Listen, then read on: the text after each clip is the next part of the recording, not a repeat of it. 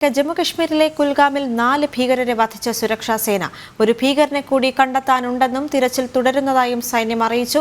കുൽഗാം ഏറ്റുമുട്ടലിൽ ഒരു ജവാന് വീരമൃത്യു സംഭവിച്ചിരുന്നു. വിവരവുമായി ജിഷ്ണു കൃഷ്ണൻ ചേരുകയാണ്. ജിഷ്ണു, മരിച്ച സൈനികരുടെ അല്ലെങ്കിൽ വീരമൃത്യു വരിച്ച സൈനികരുടെ മരണനിരക്കിൽ ഉയർച്ച ഉണ്ടായെന്നും കൂടി അറിയാൻ സാധിക്കുന്നുണ്ട്. 2 സൈനികരാണ് നിലവിൽ വീരമൃത്യു വരിച്ചിരിക്കുന്നതെന്നാണ് അറിയാൻ സാധിക്കുന്നത്. എന്തൊക്കെയാണ് വിശദാംശങ്ങൾ?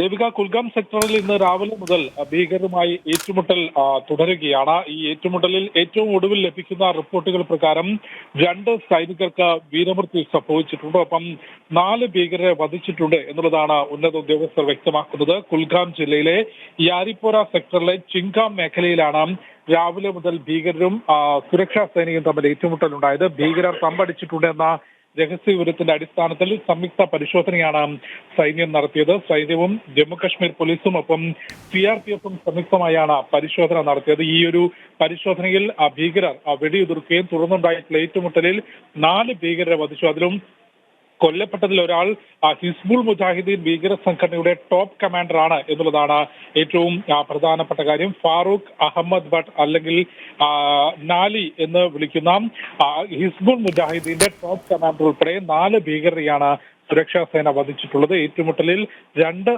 സുരക്ഷാ ഉദ്യോഗസ്ഥർക്ക് 2 ജവാന്മാർക്ക് ജീവൻ നഷ്ടമായിട്ടുണ്ട്. ദേവിക. ശരി, ഡൽഹിയിൽ നിന്ന് ജിഷ്ണു കൃഷ്ണൻ വിവരങ്ങൾ പങ്കുവച്ചു.